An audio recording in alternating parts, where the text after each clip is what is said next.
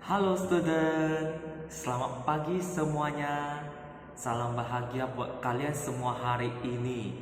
Ya, jadi hari ini Setomi ingin mereview kembali materi mengenai Brahma Wihara atau 4 sifat luhur.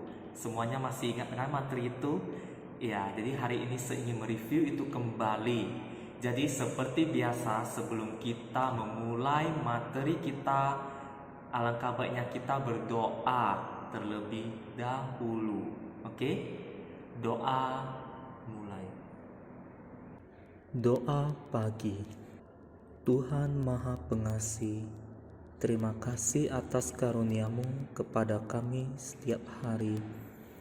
Melalui sinar mentari pagi yang hangat, kami merasakan wujud kasih-Mu yang tiada tara, yang selalu menemani kami dalam proses belajar dari awal hingga akhir pelajaran.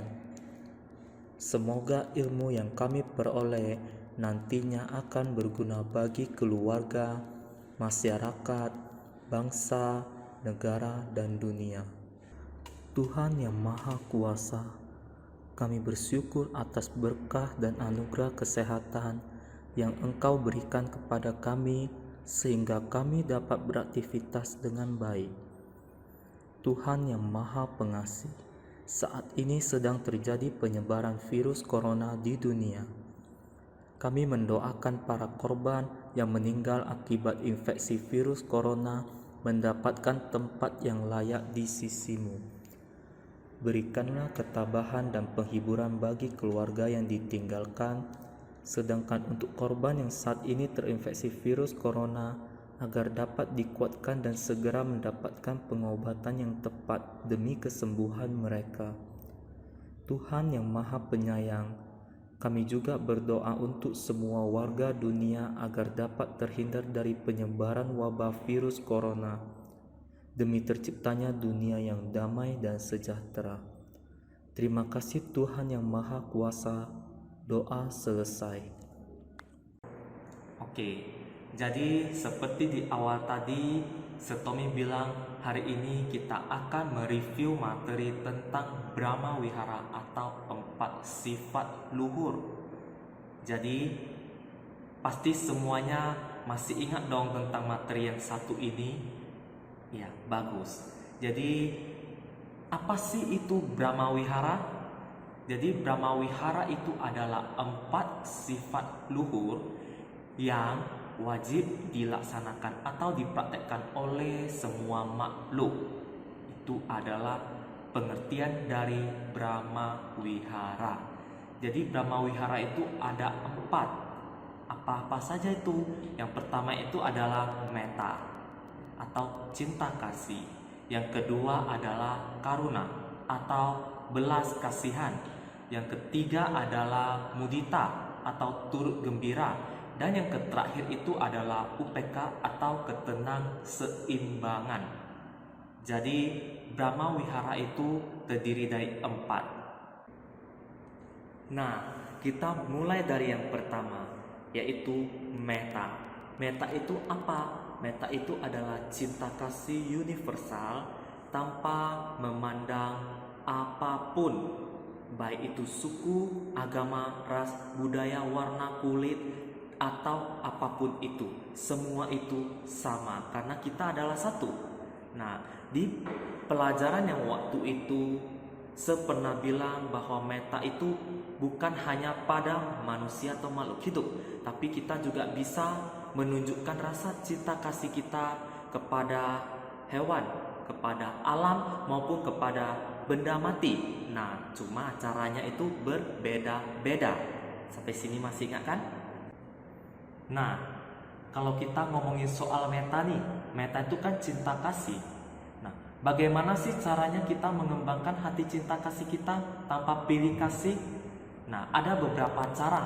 Cara yang pertama adalah tidak menyakiti. Kita tidak boleh menyakiti siapapun, baik itu hewan sekalipun.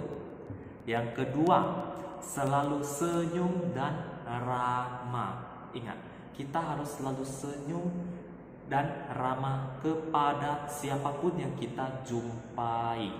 Yang ketiga, berusaha melakukan hal-hal yang tidak merugikan orang lain atau membuat orang lain susah.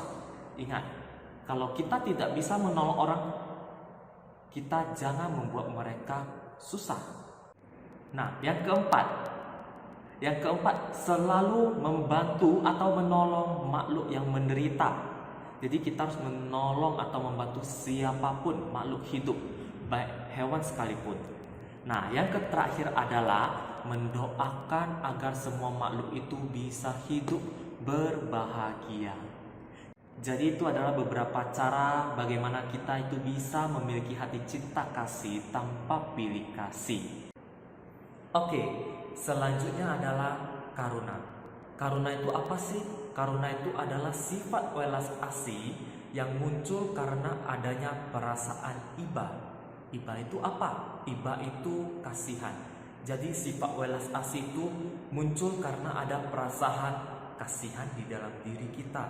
Contoh, kita merasa kasihan tuh melihat pemulung, melihat pengemis, melihat orang-orang cacat. Itu kita bisa merasa kasihan karena kita mempunyai perasaan karuna di dalam diri kita. Contohnya seperti kisah seorang Sunita. Tentunya kalian masih ingat kan kisah Sunita ini? Ya, Sunita ini dia adalah seorang pemulung yang begitu kasihan.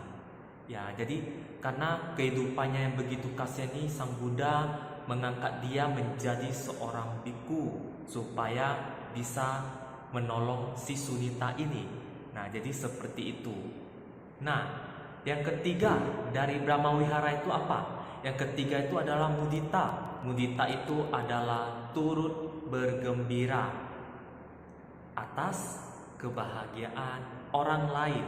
Contohnya seperti apa? Misalnya teman kita itu tuh menang perlombaan, contoh dia mendapatkan piala, mendapatkan hadiah, mendapatkan apapun. Jadi kita sebagai teman itu kita harus ikut berbahagia, ikut bergembira. Kenapa? Karena teman kita itu bisa menang, karena teman kita itu bisa berbahagia. Jadi itu adalah mudita, turut bergembira. Dan yang keempat itu adalah UPK. Apa itu UPK? UPK itu adalah ketenangseimbangan batin. Contohnya seperti apa? Contohnya itu kita itu tenang dalam menghadapi masalah apapun. Kita itu tidak mudah marah. Kita itu tidak mudah benci. Tidak marah berlebihan, tidak benci berlebihan. Jadi kita itu selalu tenang. Nah, bagaimana sih caranya itu kita dapat bersikap tenang dalam keadaan apapun? Nah, ada beberapa cara. Yang pertama itu adalah pejamkan mata. Kita harus pejamkan mata, harus mengosongkan pikiran kita, harus memikirkan hal-hal positif supaya kita itu bisa tenang. Yang kedua adalah hirup napas dalam-dalam 3 kali. Seperti misalnya kalian tuh lagi marah, lagi emosi, kalian tuh tarik napas kalian tuh dalam-dalam, buang, lepaskan sebanyak 3 kali. Kalau kalian melakukan itu, maka hati kalian itu bisa menjadi lebih tenang, emosi kalian bisa lebih mereda. Oke. Yang ketiga, minum air putih. Ya, jadi minum air putih ini juga bisa membuat diri kita itu menjadi lebih tenang. Jadi jangan banyak jus, minum yang manis-manis itu juga tidak bagus untuk kesehatan kita juga sih. Yang keempat, lakukan hal yang kita sukai. Contohnya, misalnya kita itu suka menari, ya kita menari.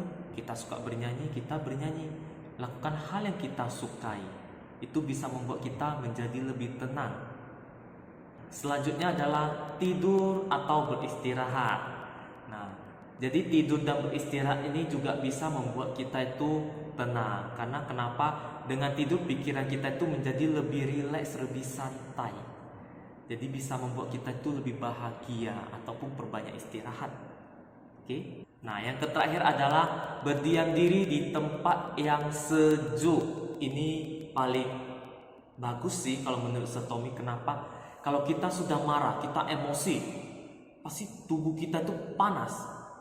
Gak mungkinkah kita pergi berjemur lagi, sudah panas tambah panas. Jadi kita harus cari tempat yang sejuk, yang dingin, supaya amarah kita, emosi kita itu bisa mereda, bisa menurun. Jadi sampai sini ngerti ya?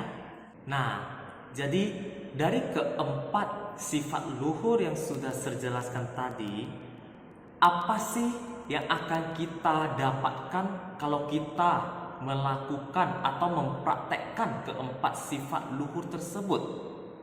Nah, jadi yang akan kita dapatkan adalah hidup kita akan menjadi lebih bahagia, hidup kita akan menjadi lebih indah, tidak mudah marah, tidak mudah benci, tidak mudah iri, bahkan gelisah.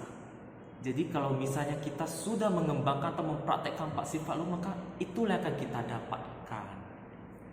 Nah, jadi review materi kita mengenai empat sifat luhur atau Brahma Wihara itu sampai di sini.